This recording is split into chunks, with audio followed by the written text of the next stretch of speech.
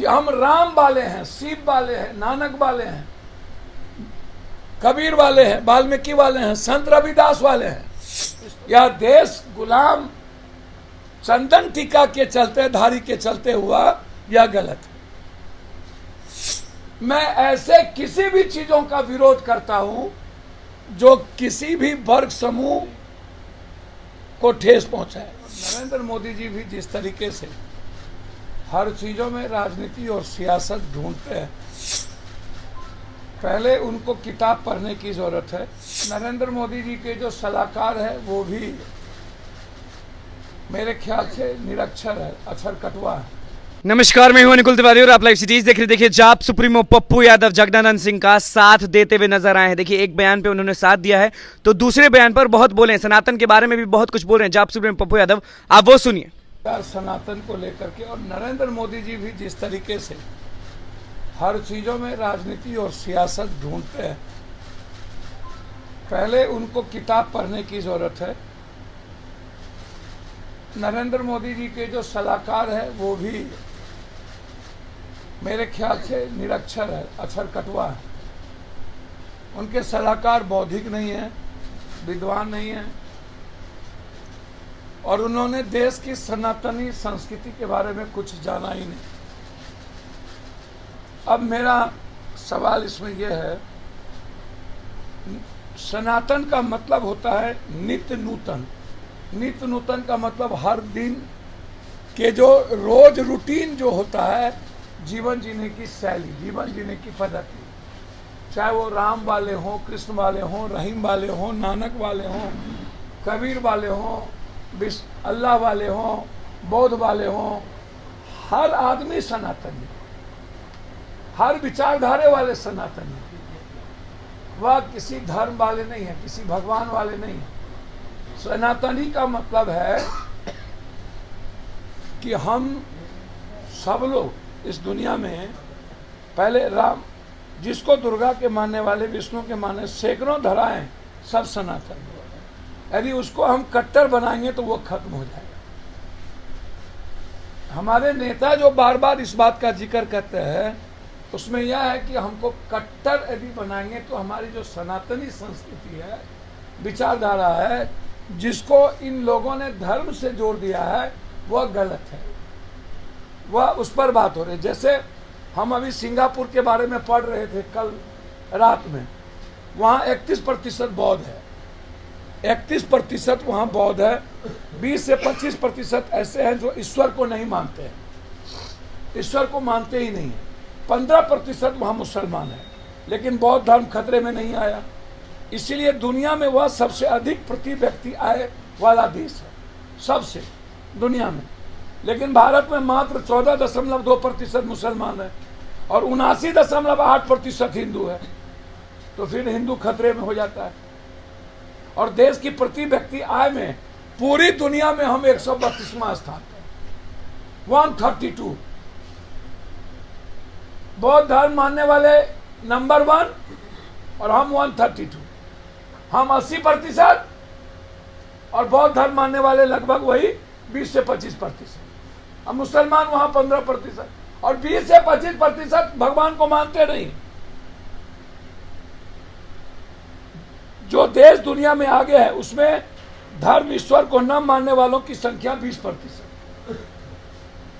जो दुनिया में सबसे आगे, वहां धर्म और ईश्वर को नहीं माना जाता। जहां पर दुनिया में डेवलपमेंट है, वहां धर्म और ईश्वर की कोई प्राथमिकता लगभग नहीं है, शून्य पे है। 29% लोग अमेरिका में किसी धर्म को नहीं मानते, किसी धर्म को। थोड़ा आंख खोलिए, जितना हिंदू मुस्लिम में फंसेंगे उतना नीचे हम लोग धंसेंगे। लेकिन किसी को भी, किसी भी धर्म, हिंदू हो या सनातन या अन्य कोई धर्म, उसको अपमानित, कलंकित करने वाला बयान नहीं देना चाहिए। लोगों के भावनाओं का ख्याल सर्वप्रथम है, सर्वप्रथम। इसीलिए मेरा बिल्कुल है, सनातनी धर्म का मतलब है, हम बीजेपी से पूछना चाहेंगे, सनातन का मतलब है सर्वधर्म संभव। वसुधैव कुटुंबकम, सार्वभौमिकता।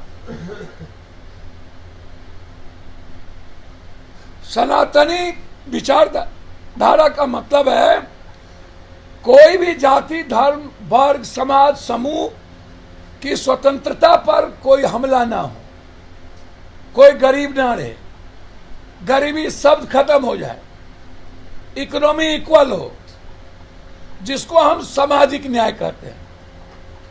सनातनी विचारधारा और सामाजिक न्याय दोनों इक्वल जस्टिस है हर व्यक्ति के लिए। क्या सामाजिक न्याय का पता बीजेपी को है? बीजेपी वाले कभी सामाजिक न्याय को जानने का प्रयास किए? दूसरा, सही कहा जगदानंद सिंह, उनको धन्यवाद दूंगा कि हम राम वाले हैं, शिव वाले हैं, नानक वाले हैं, कबीर वाले हैं, वाल्मीकि वाले हैं, संत रविदास वाले हैं, इस्तेमाल वाले नहीं हैं, जय श्री राम वाले नहीं हैं।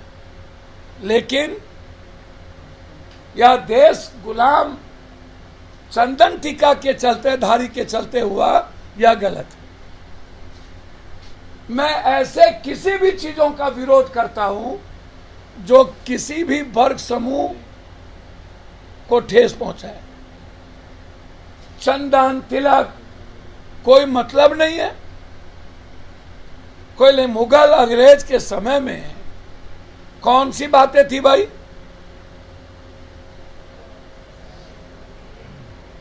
और यदि हमारे नेताओं को कुछ चीजों का पता नहीं होता है तो रखना चाहिए।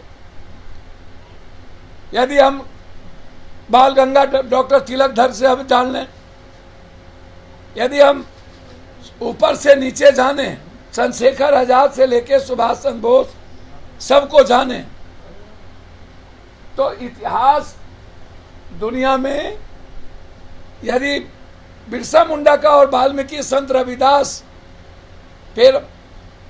पेरियार, इन सब का इतिहास बहुत बड़ा है। तो समाज में हर वर्ग, समूह, समुदाय का इतिहास इक्वल है। यह बयान बिल्कुल गलत है। हमारी पार्टी ऐसे बयान को तवज्जो नहीं देगी जिसमें किसी भी समाज या किसी जाति वर्ग को आहत पहुंचे। तीसरी चीज, अंतिम, मैं मुख्यमंत्री जी का ध्यान आकृष्ट करना चाहूंगा बिहार के अपराध पे।